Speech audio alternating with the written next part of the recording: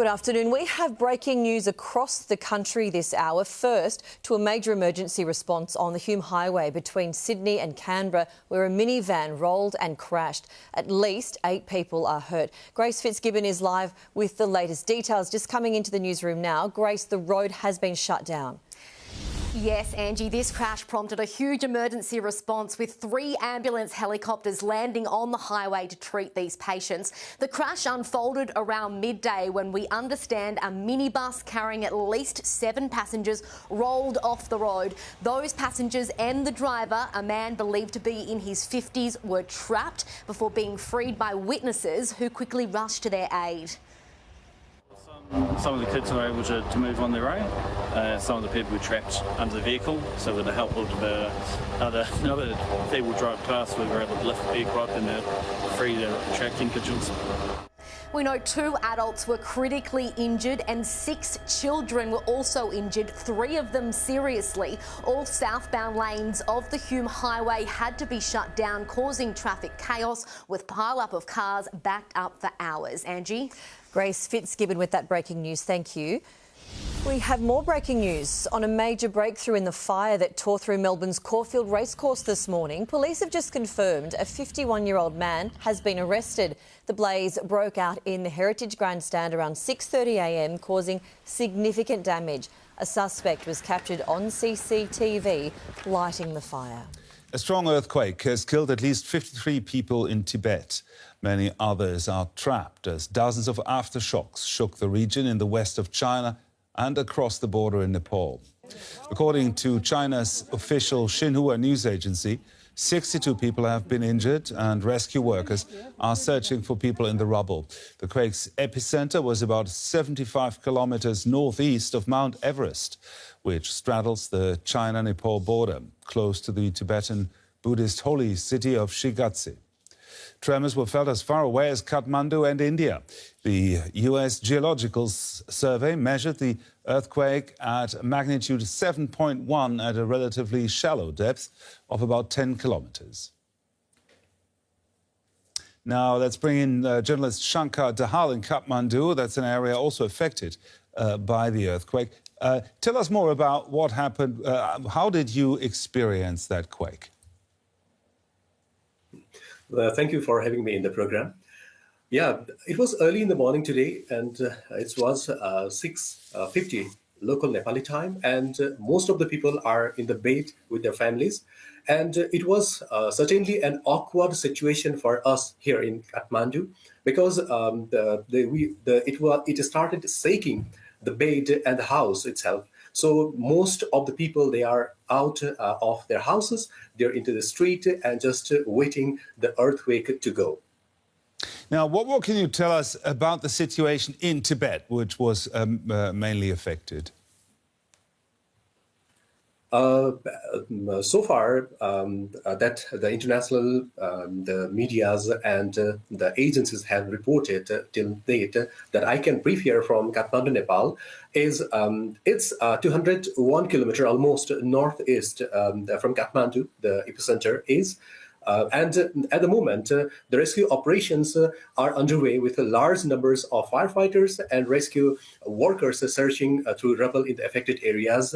As the report says, at least 50 people died in the earthquake under the rubbles, and as well as more than 50 people are also injured. So therefore, the Chinese military are deployed to assist in the search of the survivors. However, due to the operation is facing challenges due to the remote locations, high altitude, the cold weather conditions, and while the authorities are prioritizing evacuations and providing shelter to the affected residents as well. So therefore, what we can say from here in Nepal, observing the situation there in China, the Tibet, is the rescue operation that we also had survived with the different such experiences in past. So therefore, during such a disaster, the rescue operation is really challenging because of not having well prepared into the situation. So therefore, having challenges on one hand, the security personnel are on the ground and they're working right at the moment. The journalist Shankar Dahal there for us. Thank you. most welcome. Thank you. Oh my God.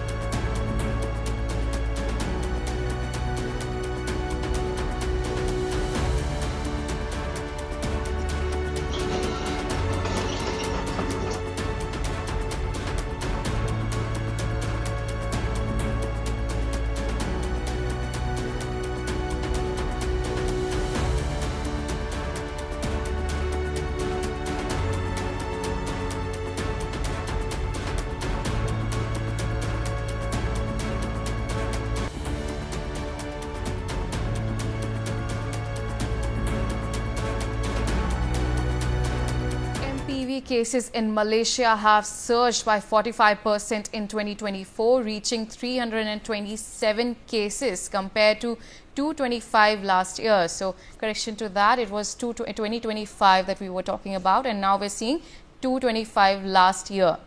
Health authorities have urged the public to remain vigilant, emphasizing hygiene practices like hand washing and wearing masks amid the rise in respiratory infections that we are seeing. This comes after a similar surge in respiratory illnesses in China, which has sparked global concern. However, officials in both Malaysia and India have reassured the public, stating that the rise in cases is expected during the winter months and there is no immediate cause for alarm. So that's what we're seeing when it comes to the HMPV, that we are seeing that latest development that's coming in. There's been a huge surge in Malaysia as well. Brian, what are the details that are coming in with the HMPV cases in Malaysia and the surge that is taking place? Yes, Malaysia has reported a sharp increase in the human metapneumovirus cases, with now 327 infections recorded in the last year, and even a 45% increase happened in the previous year as well.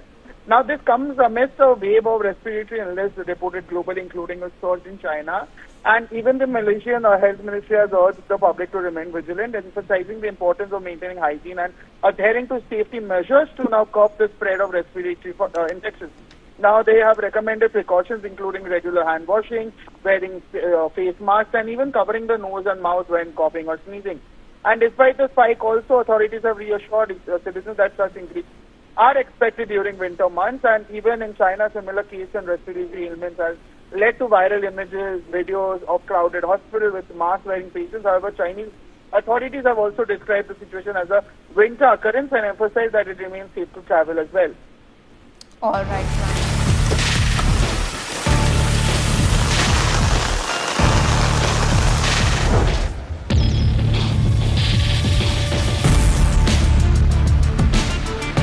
La ilaha illallah, semua kau ialah.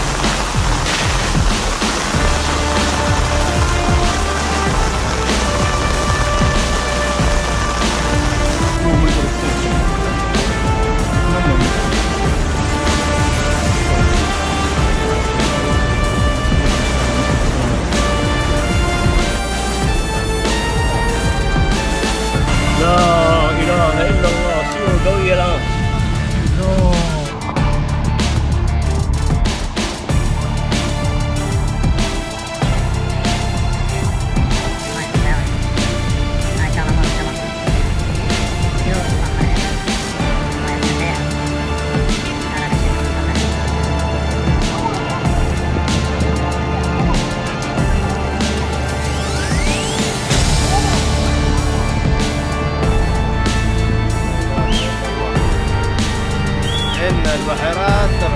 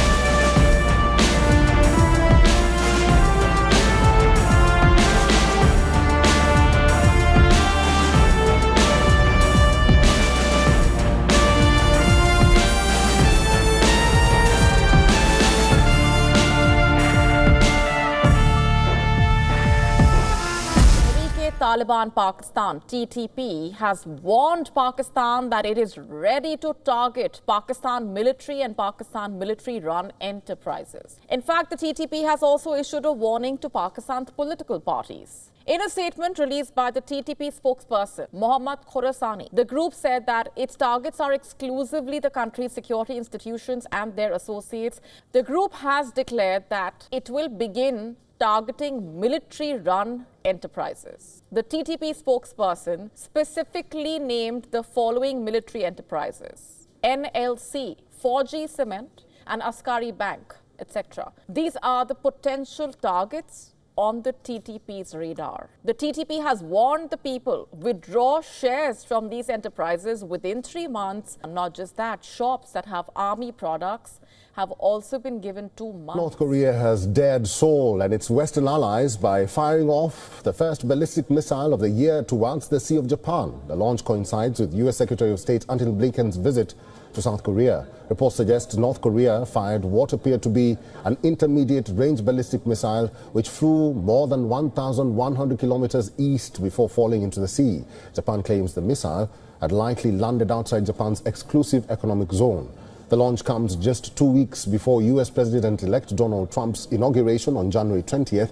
Trump, in his last term, sought to woo North Korea with a unique personal diplomacy. Monday's launch marks North Korea's first missile activity since firing multiple short-range ballistic missiles on November 5th last year. Blinken says the missile launch is a reminder of the need to deepen Washington's cooperation with South Korea and Japan to deter an emboldened Pyongyang. Now, this is a two-way street. The DPRK is already receiving Russian military equipment and training.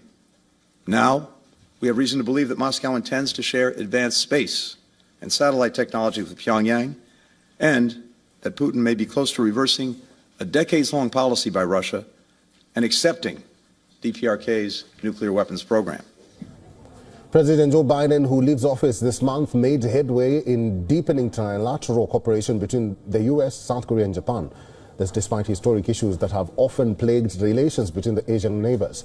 But the political turmoil in South Korea and the return of Trump has raised questions over whether those efforts can be sustained. Let's move on now. North Korea's leader Kim Jong-un has confirmed the test launch of a hypersonic missile system. Now, Kim claimed that the missile will contain any rivals in the Pacific region that can affect the security of North Korea. The North Korean leader has claimed that the missile covered a distance of 1,500 kilometers beyond the 1,100 kilometer figure given by South Korea's military. The missile attained a height of 99.8 kilometers and traveled 12 times the speed of sound before landing in water. Meanwhile, Japan claimed that the missile had landed outside its special economic zone. The launch was Pyongyang's first missile launch this year. Last year in November, North Korea test-fired its most advanced solid-fueled intercontinental ballistic missile. The test fire came at a time when the U.S. Secretary of State Antony Blinken is on a South Korea visit. The U.S. Secretary of State and his South Korean counterpart Cho Tae-yul condemned the launch at a joint press conference and emphasized the importance of a three-way alliance with Japan. Now, this is a two-way street. The DPRK is already receiving Russian military equipment and training.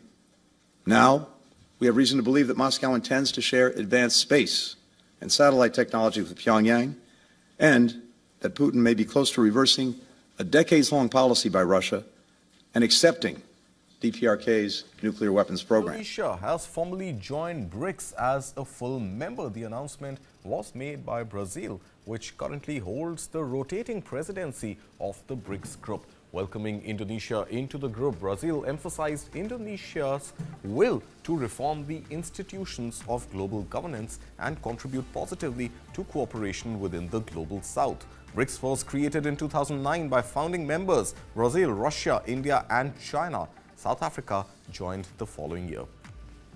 The model aims to broaden BRICS's reach beyond its founding members and welcome a wider coalition of emerging economies, creating a more inclusive and diverse platform for the global south.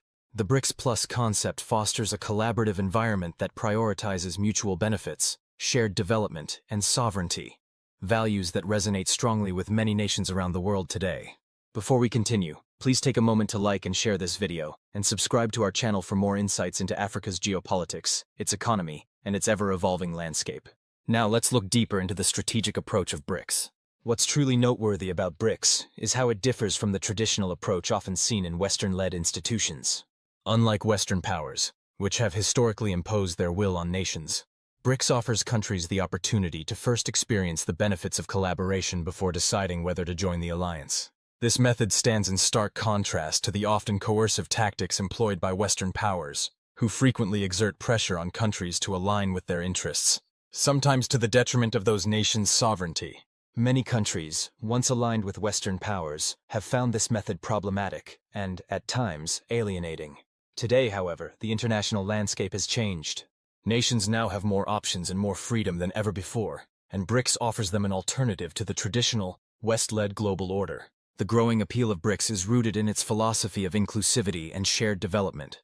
As Chinese experts have pointed out, the geopolitical significance of BRICS's expansion cannot be overstated. Wang Yuming, the director of the Institute of Developing Countries at the China Institute of International Studies, emphasized that the addition of new partner countries brings diverse representation from regions including Europe, Asia, Africa, and Latin America. This broadens BRICS's scope and strengthens its role as a powerful voice for the global south, giving these nations a platform to enhance their influence in global affairs. Adding to this, Wang Yue, a professor at the School of International Relations at Renmin University, highlighted that the growing interest in BRICS signals deep dissatisfaction among emerging economies with the current global governance model. He pointed to the rise of populism in Western countries and their failure to honor international commitments, which have driven many nations toward BRICS as an inclusive, non-confrontational platform. Furthermore, the weaponization of economic tools, as seen with Western sanctions on Russia, has led many countries to seek alternatives that align with BRICS's principles of fairness, sovereignty, and development. Looking ahead, experts predict that by the end of 2025, BRICS could help construct a completely new world order. In 2024, BRICS witnessed a historic moment with the expansion of its membership, evolving from a 5-nation alliance into BRICS Plus, incorporating several new members. This expansion continued throughout the year, with Russian President Vladimir Putin announcing in September that 34 countries had formally expressed interest in joining the bloc. Among the nations on the waiting list were Malaysia, Thailand, Nigeria, Bolivia, and even Turkey, a NATO member, illustrating the diverse geopolitical appeal of the BRICS framework. As we enter 2025, Brazil has assumed the presidency of BRICS, and the group's focus is shifting towards strengthening cooperation within the global south. The goal is to promote more inclusive and sustainable governance, tackling key issues such as poverty reduction, international finance diversification, and bridging the divide between the global north and south. Climate change, a shared concern among many BRICS nations, is expected to take center stage as the group positions itself as a leader in collective action to address global crises. China, as the largest economy within BRICS, plays a central role in driving the group's economic and strategic priorities. Beyond its economic power, China's advanced technological capabilities, particularly in fields such as artificial intelligence, green technologies, and digitalization, are seen as crucial assets for BRICS members. China's Belt and Road Initiative, signed by over 150 countries, offers an additional layer of collaboration for BRICS nations, providing opportunities for infrastructure development and trade. Moreover, Russia is on the brink of launching a new currency and payment system under the BRICS banner, a move that could provide protection from the sanctions that have been a tool of economic warfare by Western powers. This initiative underscores BRICS's capacity to offer alternative systems of economic cooperation that safeguard the sovereignty and development of its members. As more countries weigh the benefits of aligning with BRICS, there is a growing recognition that this alliance offers something different from the Western-led global order. Countries no longer have to choose between adhering to the Western model or seeking a completely separate path. They now have the option to join BRICS as partner countries, gaining first-hand experience of the new world order that is slowly taking shape. This mechanism allows nations to test the waters, lowering their resistance to shifting away from the Western bloc, and ultimately providing more options for their future. With 9 new partner countries officially joining BRICS at the start of 2025, there is every indication that the alliance will continue to grow this year. As more countries from Latin America, long considered part of the U.S. sphere of influence, show interest in BRICS, the organization is poised for even further expansion. In fact, as we watch the dynamics unfold, it's clear that BRICS is set to surprise the world yet again in 2025. So what do you think of the BRICS partner countries mechanism? Does it offer a compelling alternative for nations looking to leave the Western bloc? How many more countries do you think will be attracted to join BRICS this year? We'd love to hear your thoughts in the comments section below. If you want to stay informed and watch more videos on these critical topics, be sure to subscribe to our channel and hit the bell icon so you never miss a video. We're committed to bringing you valuable insights on African politics, economics, and rising global power shifts. Thanks for watching.